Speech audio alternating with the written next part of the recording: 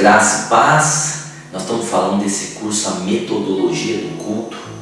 Nós vimos no vídeo passado o nosso culto olhando com os olhos naturais. Nós temos visto uma certa organização, nós temos visto uma certa postura, muitas coisas boas, mas nós temos que tomar cuidado se isso é rotina, se isso é formalismo, se isso é religião ou se isso é espírito e vida. Quero continuar essa história, vou ler a parte B desse relato, olhando com os olhos espirituais. Você possa ser abençoado por esse vídeo em nome de Jesus. Tudo está desarrumado. As luzes que deveriam estar acesas estão apagadas. Nas paredes pretas está escrito a palavra morte. Os bancos estão desalinhados, empoeirados. O corredor é horrível. Pelo chão encontram-se ossos e mais ossos, sujos de terra. Olhando o lugar do lado de fora, lá do meio da rua, avista-se um cenário de filme de horror. Há uma cruz e uma caveira na parede frontal dessa construção, em cuja superfície está também escrito, em feias, pequenas e fracas letras, o nome da igreja. Cercando a igreja, há um jardim com flores mortas e secas, tornando a paisagem ainda mais sombria. O altar é horripilante. O púlpito no meio do altar é aterrador, feito de pedras lisas. Em cima dele, uma Bíblia para disfarçar e enganar os olhos de quem adentra o lugar. Essa Bíblia está fechada. Na verdade, ninguém consegue interpretá-la corretamente ou transmitir as mensagens nela contidas. As cadeiras, colocadas na parte de trás do altar, são feias, feitas de ossos. A do pastor é tremendamente assustadora, ostentando uma espécie de cabeça em sua ponta. Como se não bastasse, há as flores no altar, que estão em vasos sujos, estão sem vida e sem beleza alguma. Enfim, tudo é horrível, feio, assustador. Que ambiente angustiante. São 7h30. Os músicos, trajando vestes sujas e rotas, começam a chegar e a se posicionar em seus lugares. Começam a preparar os instrumentos. A guitarra é feita de ossos, a bateria é feita de pedras e o teclado é feito de madeira, que são usados logo mais no culto que está prestes a iniciar. Afinam seus instrumentos a fim de que os mesmos possam emitir sons que confiram um tom de morte espiritual aos ouvidos dos irmãos. São 7h45.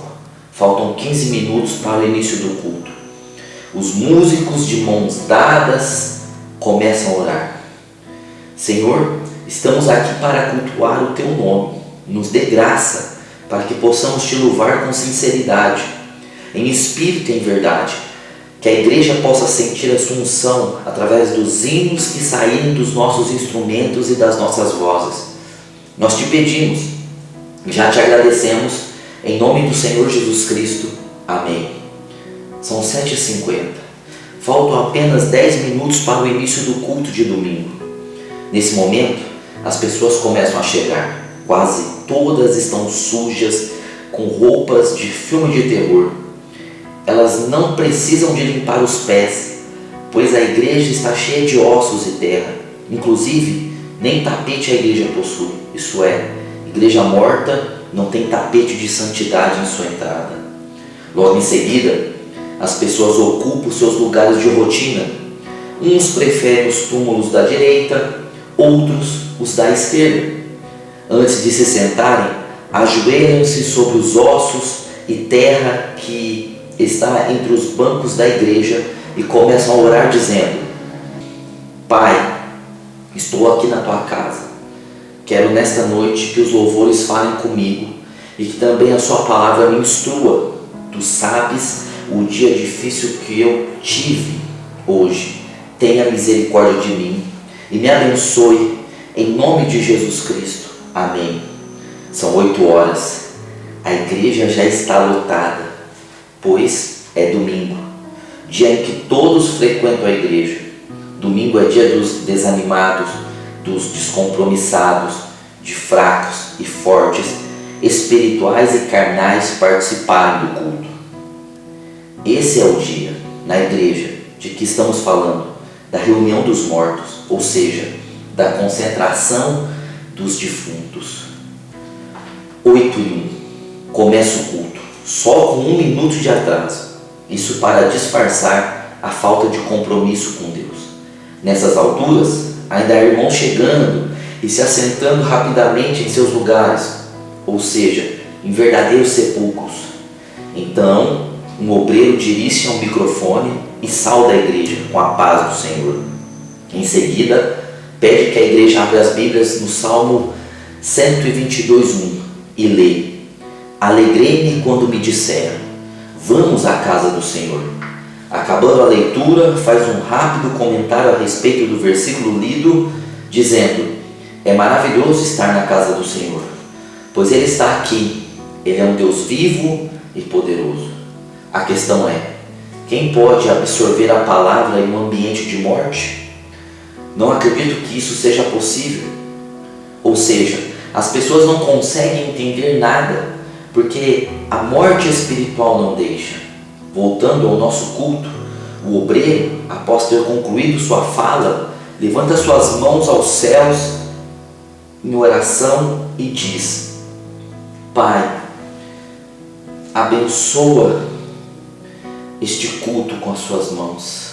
Derrama suas bênçãos em todos os irmãos e em todos os visitantes. Faça a tua obra nesta noite. Abençoa o louvor e usando o pastor para trazer sua palavra aos nossos ouvidos. Nós te pedimos, em nome do Senhor Jesus Cristo. Amém. Ao terminar a oração, o obreiro passa a palavra ao grupo de louvor, que dará continuidade a esse culto de morte espiritual. São 8h15. O líder do louvor vai à frente do altar e cumprimenta a igreja com a graça e a paz do Senhor. De imediato pede que toda a igreja levante as mãos ao alto. Os demais componentes do grupo começam a tocar o hino de adoração. Enquanto isso, o líder diz para a igreja fechar os olhos.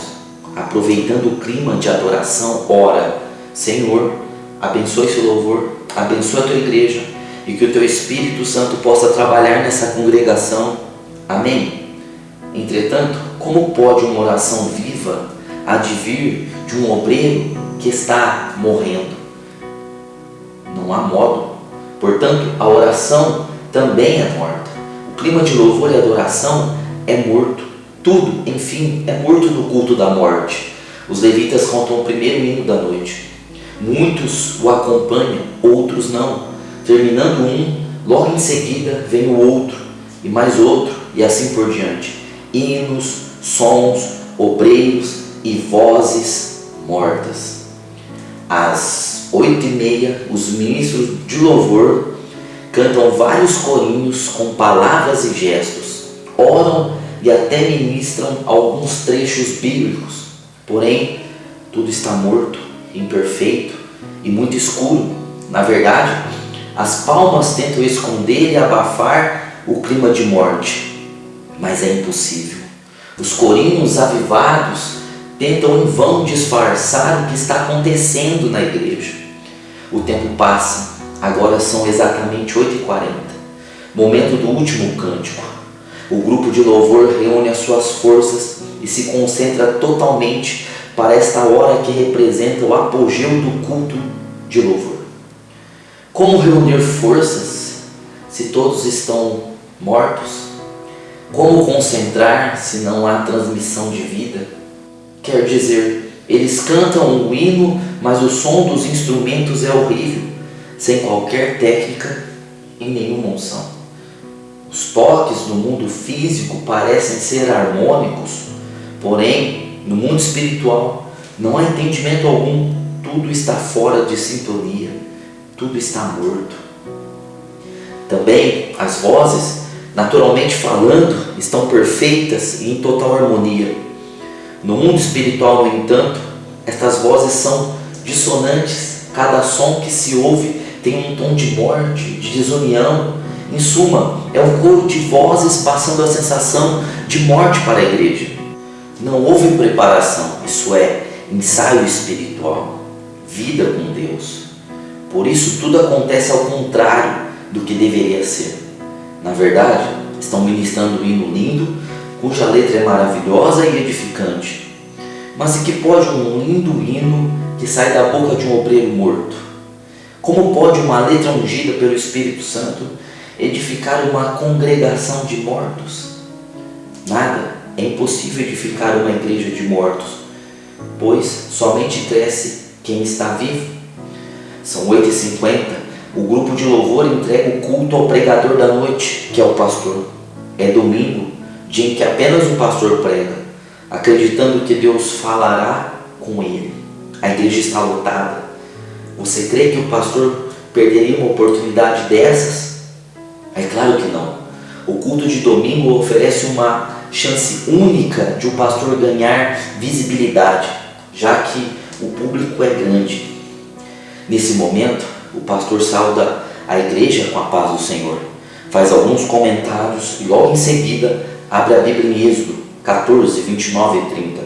A travessia do Mar Vermelho. Acabando a leitura, levanta suas mãos para o céu em oração diz: Senhor, usa-me para transmitir a Tua palavra nessa noite. Fala com a Tua igreja em nome de Jesus. Amém. Sentada a congregação, o pastor, sem qualquer entusiasmo, prega sobre o milagre do Mar Vermelho. Contudo, a igreja está dispersa. Ninguém presta atenção ao que ele diz.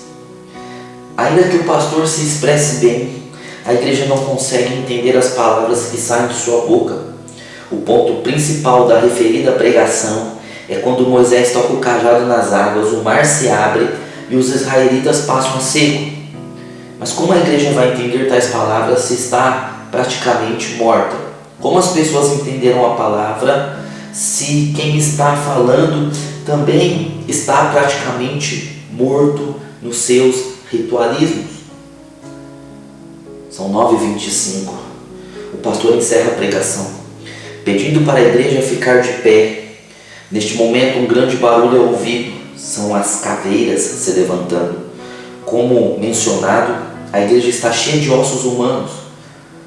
Nos últimos momentos do culto da morte de domingo, o pastor ora pela igreja com suposta eloquência, dizendo: Senhor, Deus vive tremendo.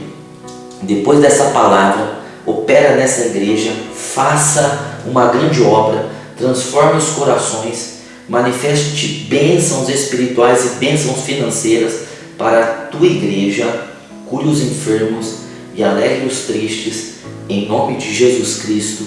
Amém. A título de encerramento, o pastor pede que o grupo de louvor cante um hino de vitória. Vê-se que a letra, o hino de fato, são de vitória, porém quem está cantando aparenta espírito de derrota, ou seja, trata-se de um cântico sem qualquer avivamento. Após a execução do hino, o pastor dá término ao culto da morte, abençoando os irmãos. Os irmãos se cumprimentam com a paz do Senhor, com a graça e paz, conversam sobre assuntos diversos, os jovens tagarelam entre si e aos poucos todos vão deixando a igreja sem qualquer renovação em seus corações. Conclusão: a descrição acima de dois tipos de culto apresentado, como vimos, características bem diferenciadas entre si, tem como finalidade realizar uma comparação nos modos de prestar louvores a Deus, bem como de evidenciar aspectos que são mascarados pelas circunstâncias, tornando-se invisíveis aos olhos humanos. Isso implica dizer que nossos olhos carnais não conseguem, via de regra, captar determinadas cenas, e nem nossos ouvidos as palavras ditas. Ter a lucidez necessária para tal entendimento só se torna possível através de olhos espirituais. Será que você já participou de algum culto da morte? Será que já ministrou louvores sem vida, inertes? Quero frisar que é preciso atentar para a seguinte questão. Mesmo com vida, muitas pessoas estão morrendo espiritualmente.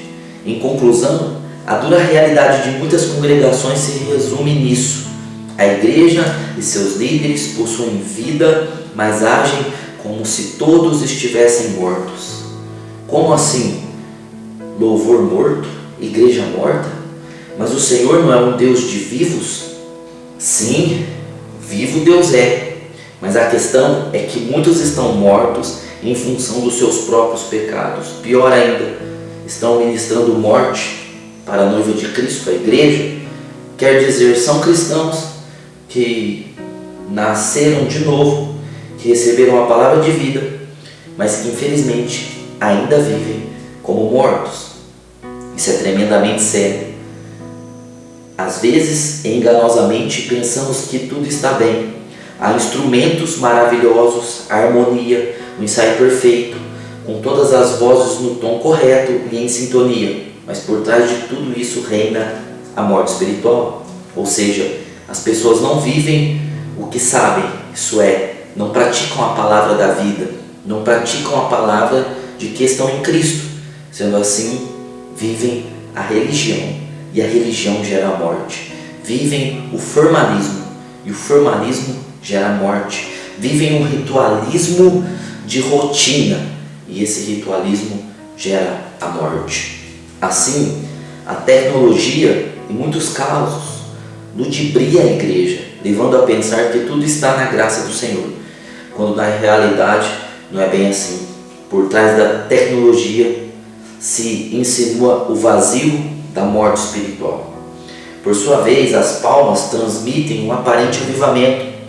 Na verdade, elas tentam encobrir a morte espiritual que impera na igreja. As vozes bonitas e o grande número de ensaios são meras estratégias para acobertar o que está acontecendo de fato na congregação. Não estão vivendo a vida de Cristo, não estão em Cristo, colocaram Deus nas suas fórmulas. O grande conhecimento e a sabedoria dos pregadores, obtidos por cursos e não por revelações da palavra, rema, escondem o fracasso da vida espiritual da igreja. O assunto é alarmante. Não podemos ser ministros mortos. Não podemos permitir que os nossos olhos carnais vejam harmonia, beleza e uma santidade que não são reais, ainda que nossos olhos e nossas emoções temem em nos mostrar ao contrário. Ou seja, peçamos ao Senhor que abra os nossos olhos espirituais, a fim de que possamos discernir o falso do verdadeiro. Desta forma, a igreja lotada, limpa e bem organizada nem sempre é sinônimo de unção, poder, graça e autoridade. Há inúmeros ministros mortos, louvando e pregando em altar santo, ou seja, em um espaço que é merecedor de grande reverência. Portanto, deixo aqui um alerta: não brinquem de ser ministros. Vocês não avaliam as consequências nefastas que podem advir das ações de um obreiro morto, transferindo louvores não avivados para a igreja de Cristo. É chegada a última hora, o fim dos tempos. É momento de santidade por parte dos ministros e de toda a igreja. Cumpramos, então, com seriedade, a tão grande e maravilhosa responsabilidade de sermos ministros de um evangelho de salvação e poder. Muitas vezes, por andarmos na nossa própria cabeça, por colocarmos essas formulações em nosso culto, colocar essas formulações em nossa vida, deixar a rotina tomar conta dos nossos cultos. Os anos vão passando e ao invés de nós melhorarmos, nós pioramos. Quando nós estávamos no primeiro amor, nós cultuávamos a Deus com essa vida. No entanto, ao passar os anos, nós começamos a ficar velhos, nós começamos a ficar experientes, nós começamos a ficar sabidos e achamos que já sabemos de tudo e começamos a fazer as coisas certas de maneira errada. Cultuamos pela rotina. E essa rotina da religiosidade, essa rotina do legalismo em nós, tem feito com que nos esfriemos espiritualmente. E muitos que um dia eram cheios do fogo do Espírito Santo, hoje vivem uma religião. Elas substituíram o fogo do Espírito Santo por uma vida religiosa, por uma vida de regras rotineiras que já não possuem mais vida alguma a não ser o método em si. Que possamos ter vida, viver a vida de Deus. Estamos em Cristo, vivamos em Cristo, cultuemos em Cristo, vivamos a vida de Cristo para a glória de Deus. Que você possa meditar nesses 2 vídeos, nesse de hoje e no outro passado, e fazer uma análise da tua vida para a glória de Deus.